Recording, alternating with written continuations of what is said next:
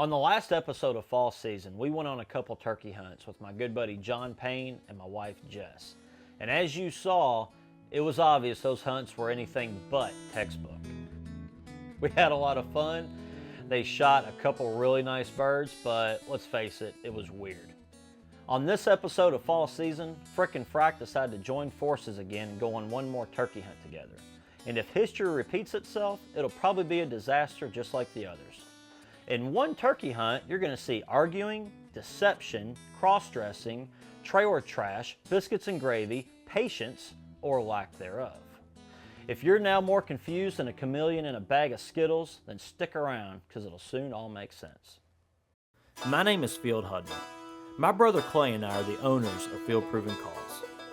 We build some of the world's most realistic sounding duck, goose, and turkey calls. In this series, you're going to experience exciting hunts, meet interesting people, and who knows what else.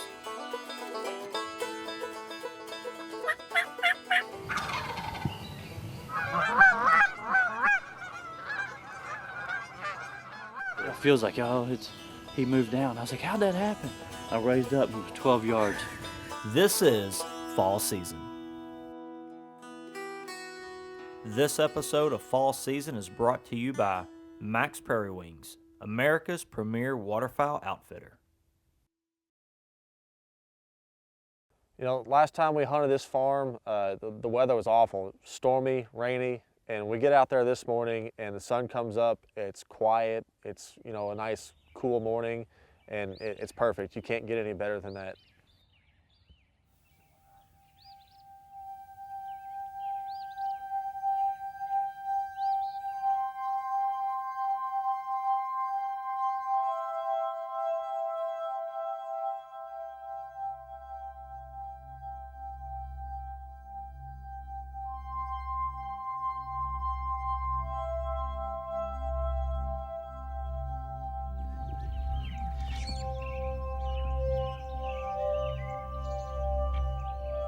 As the morning progressed, we had some hens come out in the field, and it was really cool to see how they interacted with the decoy and how comfortable they were with the decoy, and actually how a hen can get aggressive, and maybe the certain posture of your decoy can entice a hen to come over, which if there's a gobbler in the field, it could bring him over too. And it was interesting to watch a hen interact with another hen. For not having a gobbler around, there was a lot to be learned from the first hour and a half from our hunt.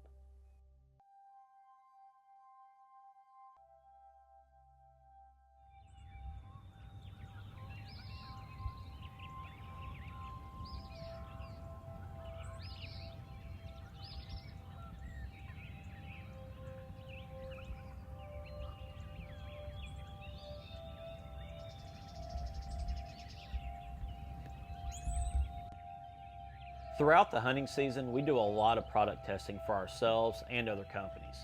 And I gotta say, it's exciting to take these new products into the field and test their effectiveness before they go to market. Sometimes the results we get are absolutely mind-boggling. For example, this is a greenhead gear hen decoy. And we had a lot of fun testing this decoy because the responses that we got from the birds it made the hunt. And I'm not talking about just from gobblers, the hens. The hens went crazy over this decoy. And the way I look at it, if you can draw the hen in, the gobblers are gonna follow.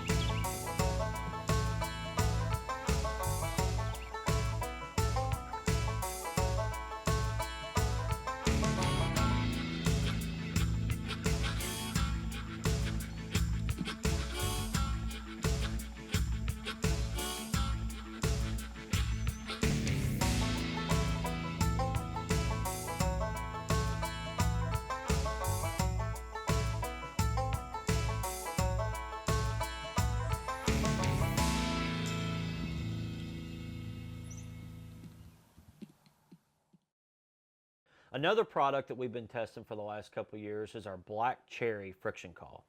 What it is it's an anodized aluminum surface over glass on a cherry pot, and we match it with an African Paduke striker. The call is also double-sided, where it's aluminum on one side and glass on the other. You can actually condition the glass and run that surface as well, which is going to give you a completely different sound. We went with a black anodized aluminum because, like many aluminum calls, they're silver, they shine, they reflect a lot of light, and I've seen a lot of birds actually bust guys running aluminum calls. So we went with a black to basically just help it conceal a lot more. African Paduke is a very open grain wood. I'm not saying it's a hardwood, I'm not saying it's a softwood, but it's the openness of the grain that actually tones this call down quite a bit. And what I love about it is it almost has the control of a slate.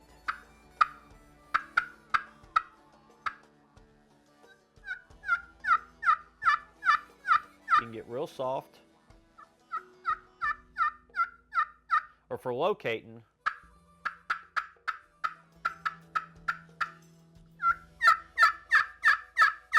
you can get really loud with it as well. It's been a great call, and it's a unique sound too that the turkeys really seem to respond to.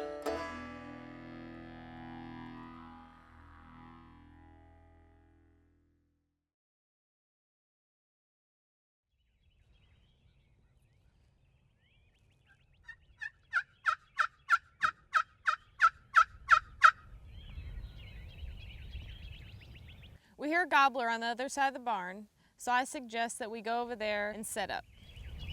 On the other side of the barn, there's those trees. We could have set him for cover, and then as soon as he comes out of the woods, rather than having to make his way all the way around the barn.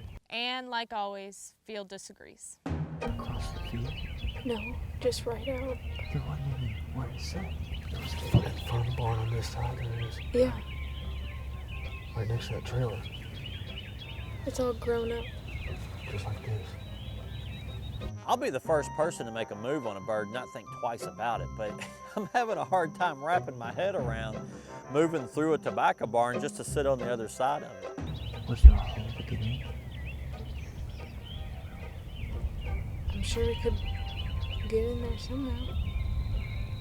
I suggested that we sit still, but John and Jess want to move, so that's 2 out of 3.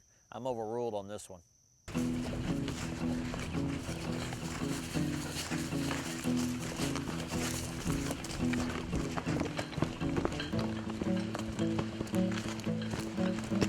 One of the most nerve-wracking things about turkey hunting is when you hear a bird gobbling, you don't know whether he's on a beeline sprinting to you or if he's going to take 2 hours to get to you. But you know you've got an advantage if you can get to a point and set your decoys up.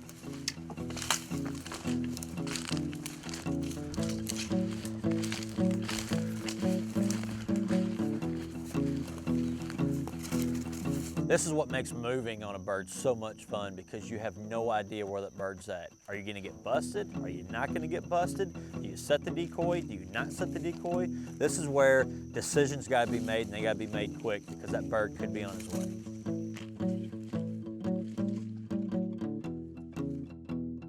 I love turkey hunting. You never know if you're gonna be hunting in a field, leaning up against a tree in the woods, set up in a ground blind, or hugged up next to a ragged old camper trailer.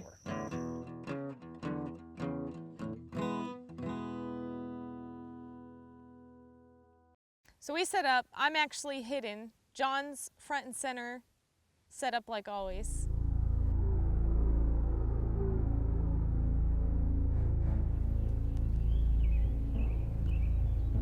There's the gobbler right there. Here I see a red head and now 3 red heads, and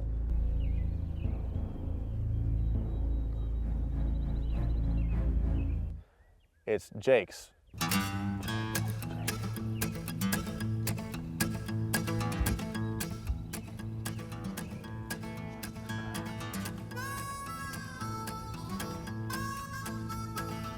So was it a Jake that we heard gobbling, or was there actually a strutter there that we don't see yet?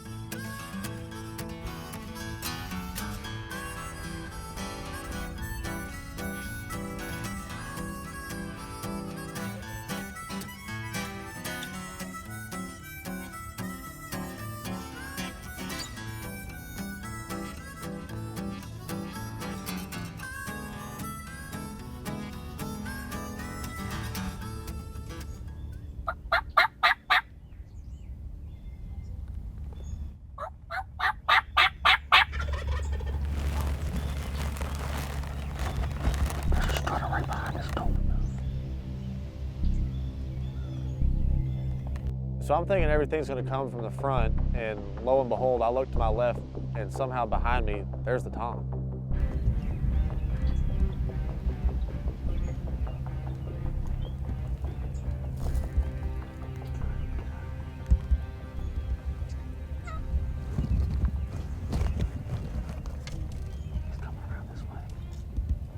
All right, so it's my day to shoot, which I don't get too excited because I know John usually shoots out from under me all the time.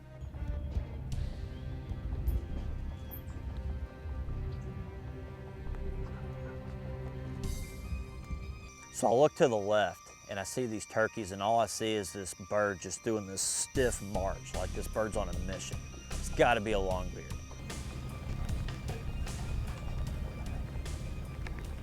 He's coming around this way. He's gonna come right around the corner.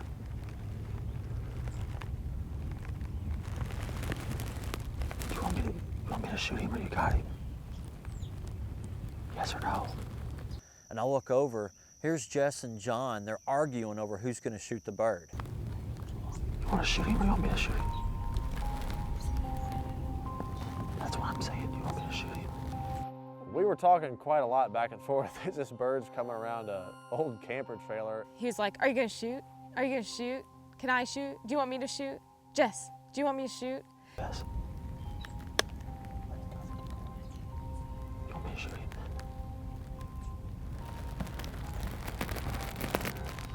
Make the call, Jess.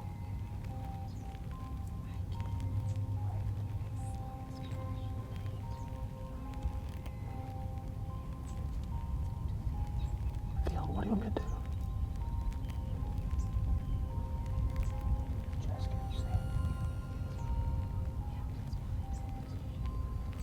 While it might seem like I was being nice to Jess, I had it made up in my mind that I was gonna shoot this bird, and I was trying to convince her that she didn't have a shot. I know it sounded like I might have been being nice, saying, "Can you kill him? Can you kill him?" I knew that she wasn't gonna be able to get a shot because of the brush that was in the way, and I was just waiting for Phil to give me the go-ahead since it was his wife behind the gun.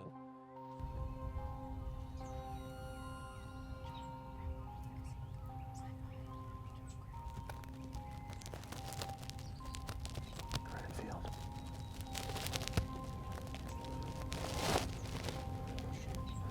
Jess, am I shooting?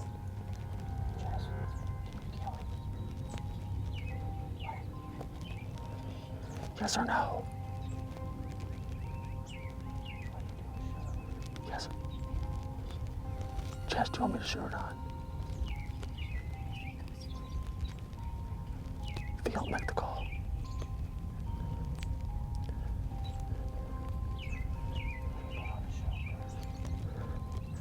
Who's shooting? Who's shooting?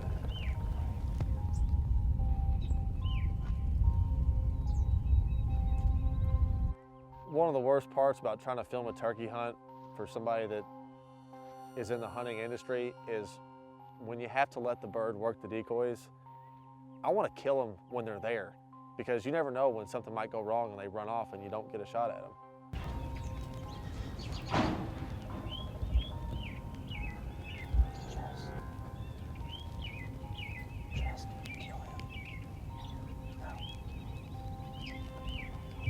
Am I yes or no, Phil?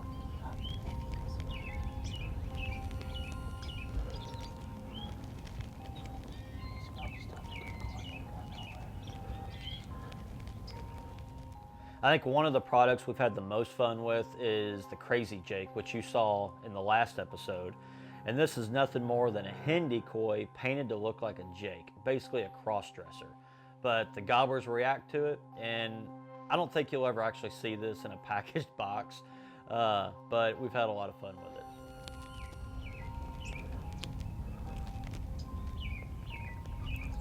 All right, let's kill this.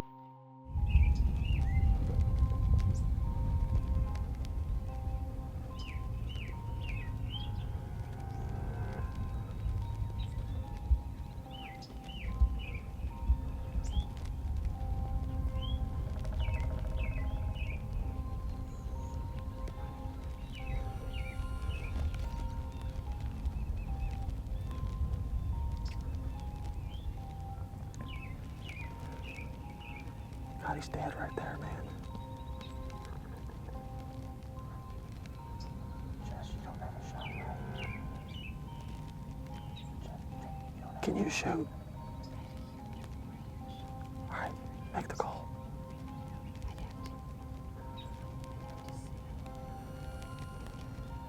All right, yes or no? All right. I'm sitting there watching the bird rub up on the decoys. I could have shot if I would have moved a little bit, but I figured Field had a better line of sight down John's barrel, and John was wearing me out about if he could shoot the bird, so I gave John the go-ahead. Plus, it's more fun to hunt with them if he's already got his first bird. Ready? Just be on the ready.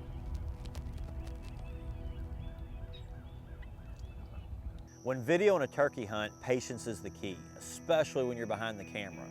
John knows that he can't shoot until I tell him. I'm gonna let this gobble work just a little bit longer. I mean, I'm in no hurry.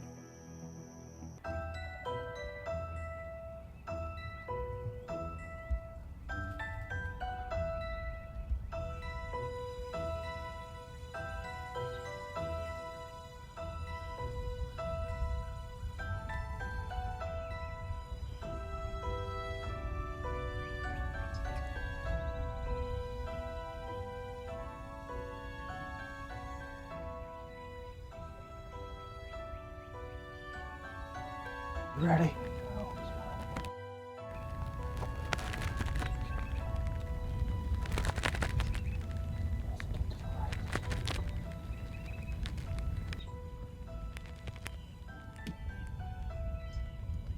I can't kill him to the right.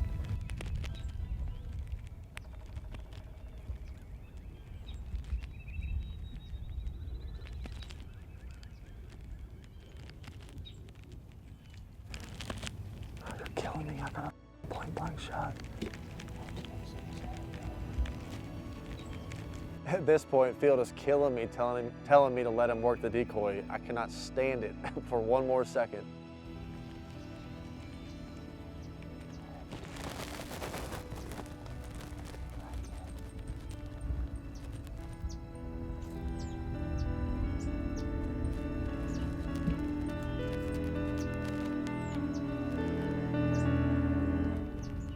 Kill him.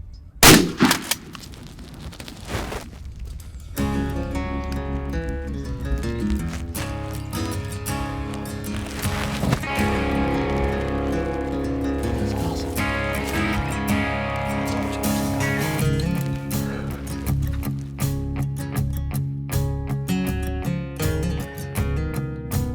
I gotta say, that old ragged camper trailer just might have given us the right advantage that we needed for that bird.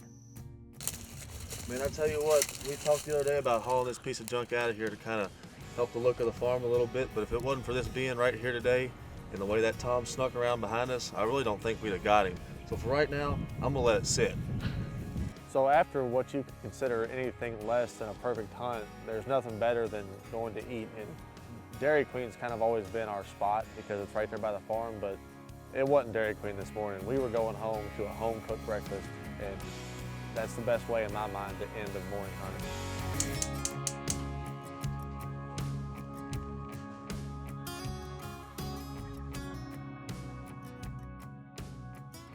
You know, with turkey hunting, you're gonna have your good hunts and you're gonna have your bad hunts, and it's not about how the hunt went. It's about being around good friends, you know, friends that you almost consider family, and being able to cut up with one another. And at the end of the day, it's about being outdoors and being with your friends and the entire experience. It's not about killing a turkey or how many turkeys you kill. It's about the whole experience, the times before, during, and after the hunt, and how everybody works together as a family and friends and as a unit, and how that's never gonna change. So hunting is just a way to anchor and reaffirm those friendships and really just spend some quality time with the people you care about.